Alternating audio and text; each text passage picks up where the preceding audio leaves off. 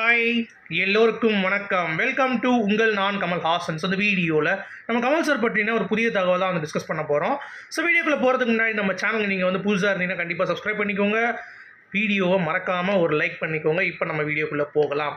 So இன்றைக்கி நம்ம பார்க்க போகிற முதல் டாப்பிக்கே வந்து பார்த்திங்கன்னா இந்தியன் 2 படத்துடைய முதல் நாள் வசூல் என்ன அப்படின்ற மாதிரி ஒரு மிகப்பெரிய ஒரு கேள்வி. அது மட்டும் இல்லாமல் எப்படி போயிட்டுருக்கு படம். ஸோ டே 1 கம்பேர் பண்ணும்போது டே 2 எப்படி இருக்குது. ஏன்னா நிறைய பேர் வந்து பார்த்தீங்க அப்படின்னா நெகட்டிவ் ரிவ்யூஸ் தான் வந்து ஃபிலிமோடைய கிரிட்டிக்ஸு, ரிவ்யூவர்ஸு மற்றும் ஆடியன்ஸ் பாயிண்ட் ஆஃப் வியூ நீங்கள் விட்ருங்க. மற்றபடி இந்த வெளியே வந்து இந்த படம் இப்படி இருக்கணும், லைட்டிங் இல்லை, மேக்கப் ஒழுங்காக இல்லை அப்படின்ற மாதிரி இப்போ யூடியூப்பில் முளைத்திருக்கிற சில பேர் வந்து பார்த்தீங்க அப்படின்னா இந்த படத்தை வந்து மட்டம் தட்டுறேன் அப்படின்ற பேரில் வந்து பண்ணுறானுங்க. இன்னொரு ஷாக்கிங்கான ஒரு விஷயம் என்ன அப்படின்னு சொல்லி பார்த்தீங்கன்னா, நமக்கு தெரியாத ஒரு விஷயம் நம்ம சப்ஸ்கிரைபர் ஒருத்தர் ஷேர் பண்ணி நான் வந்து மிரண்டே போயிட்டேன். வெற்றி தேட்டரில் வெளியே வந்து கேட்கக்கூடிய ஆட்களை இருக்கட்டும், அது போயிட்டுருக்கிறப்ப அங்கே சம்மந்தமே இல்லாமல் நல்ல ட்ரெஸ்லாம் பண்ணிவிட்டு ஒரு 4-5 பேர் வந்து இருந்துட்டு அதுக்கடுத்து டக்குன்னு வந்து பார்த்திங்கன்னா ஒரு நெகட்டிவ் ரிவ்யூ வந்து கொடுக்குறானுங்களாம். யாரா நீங்கள் ஒரு ஷோக்கும் 4-5 பேர் நிற்கிறாங்க அப்படின்ற மாதிரி ஒரு தகவல். ஸோ எங்கே பாசிட்டிவாக வந்துட போகுது அப்படின்றதற்காகவே முதல்லையே இந்த படத்தை நெகட்டிவ் ஆகணும், இந்தியன் 2 வந்து ஒரு ஃபெயிலியர் ஆகணும் அப்படின்ற மாதிரி ஏகப்பட்ட அஜெண்டா வந்து பார்த்திங்கன்னா பின்னாடி பிளான் பண்ணி நெகட்டிவ் ரிவ்யூஸை பரப்பி பார்த்தானுங்க. ஆனால் ஆண்டவன் ஒருத்தன் இருக்கான்ல, அவன் எப்படி விடுவான்? சும்மா விடுவானா? 6 வருஷ உழைப்புங்க, சும்மா கிடையாது. 3 பேர் இறந்துருக்கிறார்கள் இந்த படத்தில் வேலை பார்த்த அசிஸ்டன்ட் டைரக்டர்ஸ். அது மட்டும் இல்லை, படத்தில் வேலை பார்த்தவங்களே நிறைய பேர் வந்து இறந்துட்டாங்க. ஸோ அப்படி இருக்கும் பட்சத்தில் இந்த படம் வந்து சோட போக விட்டுருவானா ஆண்டவன்? அவனை இறங்கி ஒரு தும்சம் பண்ணி ஒரு கலெக்ஷன் தூக்கி கொடுத்துருக்கான். கிட்டத்தட்ட 70 கோடி ரூபாய் முதல் கலெக்ஷன், முதல் நாள் அப்படிங்கிறது நமக்கு கிடைத்த அப்டேட் வேர்ல்டு வைடு படி. ஸோ இது வந்து ரொம்ப ஷாக்கிங்கான ஒரு விஷயம். தமிழ்நாட்டில் 17 கோடி ரூபா வந்திருக்கு. இதில் நீங்கள் நல்லா கவனிச்சிங்க அப்படின்னா 17 கோடி அப்படிங்கிறது நீங்கள் சாதாரணமாக சொல்லிட்டா அது மிகையாகாது. ஏன்னா விக்ரம் படத்தப்போ வந்து பார்த்தீங்கன்னா முழுக்க மழை பெய்யல அந்த மாதிரிலாம் இருந்துச்சு. பட் முதல் நாள் அன்றைக்கி சரியான மழை, நைட் ஷோஸ்லாம் வந்து பார்த்தீங்கன்னா அது வந்து ட்ராப் ஆகிடுச்சு. இன்னும் அதெல்லாம் இருந்திருந்தால் விக்ரம்லாம் ஈஸியாக சர்ப்ரைஸ் ஆகிருக்கும் அப்படிங்கிறது தான். ஆனால் இன்னொன்று நீங்கள் கவனிச்சிங்களா, டே 1ஓட டே 2ஓட புக்கிங் பயங்கர ஜாஸ்தி. இந்த லாஸ்ட்டாக 1 ஹவர் நீங்கள் எடுத்து பார்த்தீங்கன்னா 14,000-15,000 டிக்கெட் வந்து பார்த்தீங்கன்னா விற்கிது.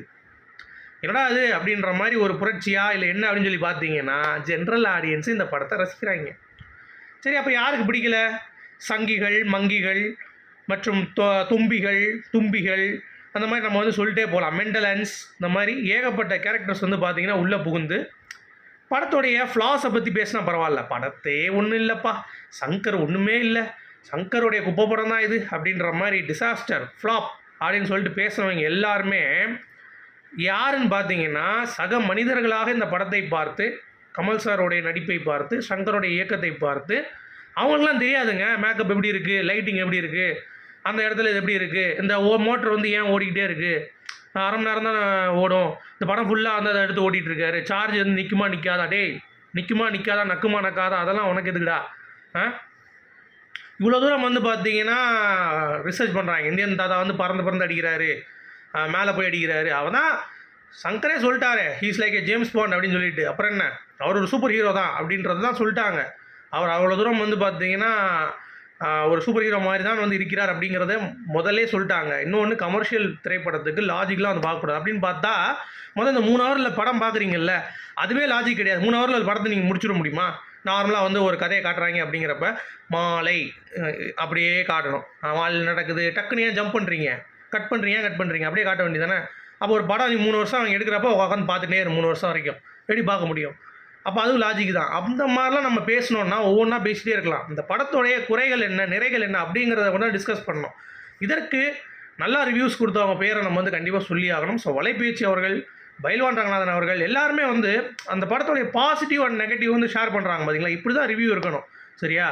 ஒருத்தர் வந்து பார்த்தீங்கன்னா நல்லா வந்து பண்ணி பண்டார மாதிரி உட்காந்துக்கிட்டு, அதாவது ஒரு ஃப்ரேமில் நின்னானா அப்படியே அடைச்சிக்கிறேன், அப்படியே நின்றுட்டு இந்த படத்தில் மேக்கப்பே இல்லை, அதெல்லாம் அவர் வேலைக்கு ஆக மாட்டார், ஒன்றுமே இல்லை, அதெல்லாம் எதுவுமே இல்லை அப்படின்ட்டு. டேய், நீ யாரா ரிவ்யூ பண்ணுறதுக்கு? வெப்கேமில் இந்த சீரியல் இதெல்லாம் வர்றதுக்கு முன்னாடி, இந்த படம் இதெல்லாம் வர்றதுக்கு முன்னாடி ஒருத்தர் உட்காந்துருப்பான், நல்ல திருன்னு ஆந்த கண்ணை மாதிரி கண்ணை இப்படி முருட்டிட்டு இந்த படத்தை கிடச்சி நம்ம என்ன பார்க்க போகிறோம் அப்படின்னா அந்த நாய்க்கு வந்து ஒன்றுமே தெரியாது. அப்படிலாம் வந்து ரிவ்யூ பண்ணிட்டு இருந்தவன் இந்த பாண்டா. அவன் வந்து பார்த்தீங்கன்னா இப்போ வந்துட்டு அந்த படத்துக்கு நாங்கள் ஓ அப்படின்ற மாதிரி பேசும்போது நமக்கு வந்து ஏய் அந்த படத்துடைய தன்மை என்ன, என்ன ஒர்க் அவுட் ஆகிருக்கு, என்ன ஒர்க் அவுட் ஆகல அப்படின்னு சொல்லி ரிவ்யூ பண்ணணும்டா. அதை விட்டுட்டு வன்மத்தை கேட்குற மாதிரி நீங்கள் ஏன் வந்து தமிழ்நாட்டு அரசியல் பேசலை அப்படின்னு சொல்கிற மாதிரி வந்து பேசிகிட்டு இருந்தான். இவர் இது படத்தை படமாக பார், தமிழ்நாட்டு அரசியல் பேசணும்னா உள்ளே பேசியிருக்காங்கல்ல, தமிழ்நாட்டுக்குள்ளே தான் கதையை நடந்துட்டு இருக்கு. இந்த சங்கத்தை சொன்னது என்ன, தமிழ்நாட்டில் நாங்கள் பார்த்துனோம் ஃபஸ்ட் பார்ட்டில், இந்த வட்டம் வந்து பேன் இந்தியா போகிறோம் அப்படின்ற மாதிரி சொல்லிட்டாரு.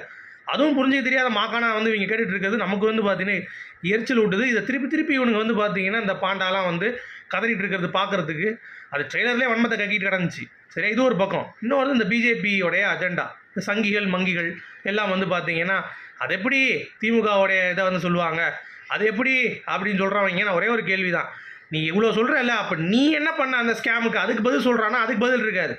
இப்போ நம்ம வந்து சொல்லுவோம் தெரியுமா, ஏய் நீ அந்த தப்பு பண்ணல, அப்போ நீ பண்ண தப்பு என்ன அப்படின்ட்டு. இதுக்கு தாண்டா கூமுட்டையெல்லாம் எழுதியிருக்காங்க உள்ள. ஒரு 3 பேர் தான் இருக்காங்க, மாற்றி மாற்றி ஆண்டுட்டு இருக்கீங்கடா, புதுசாக வரவங்க வாய் கொடுக்க மாட்டீங்க. அது ஏன்டா காதில் கேட்கல உங்களுக்குலாம்? அந்த மாதிரி ஆட்களுக்கு அதெல்லாம் கேட்காது, அப்போ வந்து செவிடாயிருவானுங்க.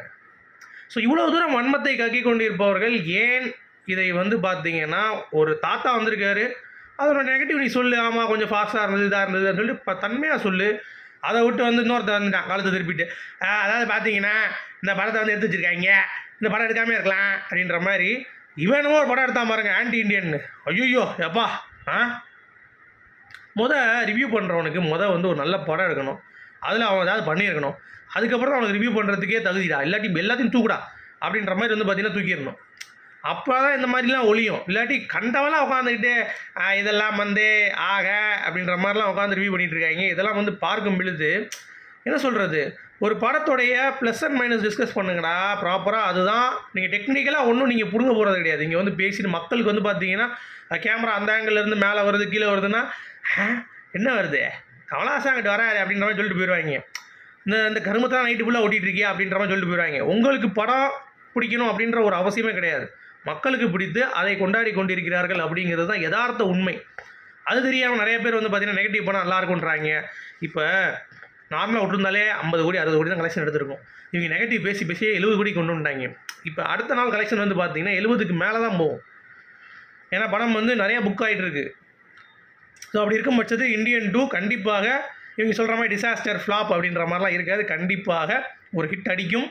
என்னை பொறுத்த வரைக்கும் இதே ட்ரெண்ட் அப்படியே கண்டினியூ ஆச்சு, இந்த வேர்ட் ஆஃப் மவுத்லாம் வந்து கான்சன்ட்ரேட் பண்ணாமல் ஆடியன்ஸ் மக்கள் வந்து சரி இந்த படம் பார்க்கலாம் அப்படின்ற மாதிரி பொங்கி வந்தாலே தேட்டருக்கு வேறு லெவலில் ஒரு 300லேருந்து 400 கோடிக்கு வந்து பார்த்திங்கன்னா இந்த படம் கலெக்ட் பண்ணும் அப்படிங்கிறது தான். ஸோ போட்ட காசோட கொஞ்சம் எடுத்து இந்தியன் 3க்கும் வந்து பார்த்திங்கன்னா ரெடியாகி வேறு லெவலில் வந்து பார்த்திங்கன்னா நகரும் அப்படிங்கிறது என்னுடைய ஒரு பாயிண்ட் ஆஃப் வியூ. ஓகேவா, அதில் நீங்கள் என்ன நினைக்கிறீங்க அப்படிங்கிறத சொல்லுங்கள். அடுத்து சங்கர் சார் வந்து ஒரு முடிவு எடுத்திருக்காரு அதிரடியாக. என்ன அப்படின்னா 20 நிமிஷம் படம் வந்து லேக் ஆகுது, ஸோ எல்லாம் சொல்லி கடைசி இப்போ ஒத்துக்கிட்டாராம். 3 ஹவர் 4 நிமிஷம் இருக்கக்கூடிய படம் இப்போ 2 மணி நேரம் 35 நிமிஷம் வந்து ஆக போகுது. ஸோ அதுக்கான ஒரு கட்டிங்க்கு வந்து போயிருக்கு அப்படின்ற மாதிரி சொல்கிறாங்க. ஸோ இதெல்லாம் தூக்கி எப்படிலாம் வரப்போகுது அப்படிங்கிறது நமக்கு தெரியல. பட் மண்டேலேருந்து பார்க்குறவங்களுக்கு ஒரு சர்ப்ரைஸ் வந்து கண்டிப்பாக இருக்கும் அப்படின்ற மாதிரி சொல்கிறாங்க. ஸோ வேறு லெவலில் ஸோ அதுக்கு வந்து ஒத்துக்கிட்டதுக்கு சங்கர் சாருக்கு ஒரு வாழ்த்துக்கள். ஏன்னா அதுதான் வந்து பெரிய நெகட்டிவ் பாயிண்ட்டாக இருந்தது அப்படிங்கிறது தான். ஸோ கமல் சார் ஏற்கனவே சொன்னாராங்க, இந்த படத்தை 2.5 மணி நேரத்துக்கு வெய்யி அப்படின்னு சொல்லிட்டு. இந்த சங்கர் தான் வந்து இப்போ அதிமேதியாவித்தனமாக வந்து நம்ம வந்து பண்ணிடலாம்னு சொல்லி 3 ஹவர் இழுத்துட்டாங்க. அதனால் ஃபஸ்ட் ஹாஃப் வந்து தோல்வி ஏற்பட்டுது அப்படிங்கிற நேரத்தை நம்ம டிஸ்கஸ் பண்ணியிருந்தோம். ஸோ அதெல்லாம் வந்து சரி கட்டியிருந்தாங்கன்னா இந்த படம் வந்து சும்மா நறுக்குன்னு இருந்துங்க அப்படிங்கிறது தான். சரி, இப்போ வந்து இந்த கான்ட்ரவர்சி கிரியேட் பண்ணுறேன்னு சொல்லிட்டு கமல் ரசிகரான பார்த்திபன் கிட்ட போய் சொல்லி, சார் இந்தியன் வந்து சரியாக போகலன்னு சொல்கிறாங்க, ஸோ எப்படி நீங்கள் எப்படி அப்படின்னு சொல்லி அவர் ஏதாவது வந்து நாக்கப்படுங்களா அப்படின்ற மாதிரி பார்த்தாங்க. அவர் சொல்லிட்டார், ஏய் எந்த படமாக இருந்தாலும் என்ன சொல்கிற 1 வாரம் தான்டா, அதுக்கு அடுத்து வந்து பார்த்தீங்கன்னா போயிடும். இப்போ இந்த படம் ஓகே பார்த்துட்டு அடுத்ததெல்லாம் வர்றவங்க என் படத்தை பார்ப்பாங்க, அடுத்து வந்து அடுத்த வாரம் வந்து என் படம் நல்லா இருந்தால் இன்னொரு அதிகமாக ஸ்க்ரீன் எனக்கு கிடைக்கும் போது அவ்வளோதான். அதை விட்டு இதெல்லாம் ஒரு வியாபாரமாக தான் பார்க்கணும். எனக்கு இந்தியன் தூக்கு என்ன டீமுக்கும் எனக்கு என்ன பிரச்சனையாக இருக்குது அப்படின்ற மாதிரி ஒரே போடா வந்து பார்த்தீங்கன்னா போட்டார்.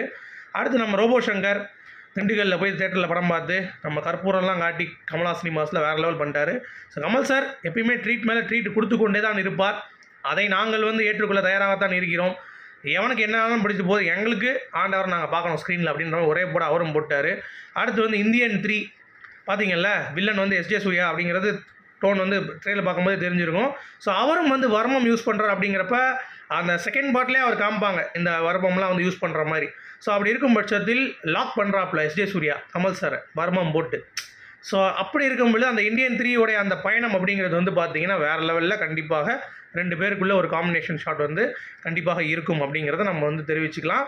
ஸோ இந்தியன் 3 வீரசேகரன் சேனாபதி, ஸோ அவருடைய ஸ்டோரி பேக்ட்ராப்பு 1801 நடக்கிற மாதிரி. ஸோ ரொம்ப பர்ஃபெக்டாக சங்கர் சார் வந்து பார்த்தீங்கன்னா தேர்டுக்கு வந்து ஒரு அடி எடுத்து ஸோ வெயிட்டாக பண்ணியிருக்காப்புல. ஸோ செகண்டோட தேர்டு வந்து பார்த்தீங்கன்னா மரண ஹிட் ஆகும் அப்படிங்கிறது நம்மளால் வந்து பார்க்க முடியும். ஸோ வெயிட் பண்ணி பார்ப்போம். அடுத்து அனிருத் ஏன் ட்வீட் போடல? ஜெயிலருக்கு போட்டார், லியோவுக்கு போட்டார், மாஸ்டர் போட்டார், டேய் விக்ரம் போட்டாரா? போடல. அதே மாதிரி கமல் சார் படத்துக்கு அவர் போட மாட்டார். ஏன்னா அவன் வந்து பார்த்தீங்கன்னா ஒரு எக்ஸ்பெக்டேஷன்ஸ், ஒரு ரஜினி சார் ஃபேன் அப்படின்றதுனால அவன் அப்படி தான் வந்து பண்ணுவான் அப்படிங்கிறது நம்மளால் வந்து பார்க்க முடியுது.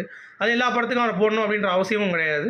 அதனால தான் அனிருத் வந்து போடல. இது ஒன்றே வந்து பார்த்தீங்கன்னா படம் நல்லா இல்லைன்னு போடல அப்படின்ற மாதிரி அதையும் கதைக்கிட்டு இருக்காங்க டேய்.